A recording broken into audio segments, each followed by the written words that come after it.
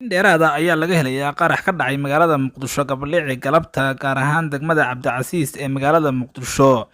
Maqaaxi ku taalo oo ay ku sugnaayeen dhalinyaro badan oo ka tirsan ciidamada dowladda iyo kuwo kale oo shacab ah ayaa waxaa halkaasi isku soo xidhay nin waxyaabaha qarxa iska soo buuxiyey oo naftahaliga. Kadibna waxaa halkaasi ka dhashay khasaare aad u tiro badan. Inta la xaqiijiyay dhowr iyo 20 qof ayaa ku geeriyootay halka dhowr iyo 10 kalena ay ku dhaawacmeen kadib markii qofkaas halkaasi uu isku qarxiyay oo maqaaxid dadku shaaha ka cabaan oo halkaasi ay ku sugnaayeen.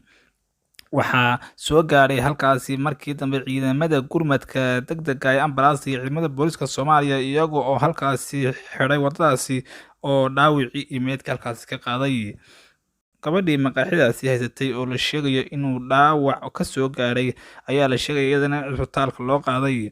Wararku intaas waxay ku darayaan in ay halkaasi dhimashadu aad u tiro baatay kadib markii qofkaasi uu isku soo xidhay waxyaabaha qarxa oo dadkii uu isku dhex qarxiyey, iyadoo aan filanaynin ayuu isku dhex qarxiyey qofkii maqaaxidaasi sida uu sheegay qof ka badbaaday qaraxaasi oo warbaahinta la hadlay.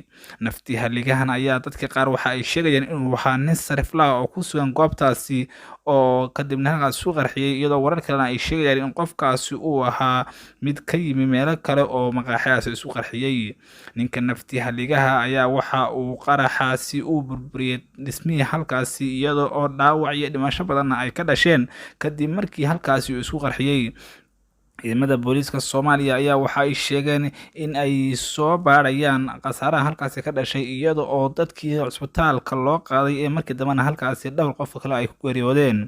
Waxaa ciidamada booliska Soomaaliya ay sheegeen in qofkan waxyaabaha qarxa isku soo xidhay uu bartilmaameedsay dad shacab ah oo aan waxba galabsan sida uu sheegay taliye u hadlay booliska Soomaaliya oo halkaasi ku sugnaa. Warbaahinta ayaa halkaasi loo diiday iyaga oo la sheegayo in hadda baaritaan ciidamadu ay ka wadaan iyada oo burburka dhismaha laga soo saarayo dad badan oo meyd iyo dhaawaca sida la xaqiijiyay. Muuqaal si qarsoodi loo soo duubay ayaa xaqiijinaya in qaraxii halkaasi ka dhacay ay dadka badan ay ku dhinteen uu ahaa qarax khasaare badan ay ka dhasheen oo qofka naftihaligaha uu isku qarxiyey. Wixii faahfaahinaya ee qaraxaasi ku saabsan waxaad kala socon doontaan bartaan YouTube-ka ku leenahay iyo waliba Facebook-ga. Nabadgelyo.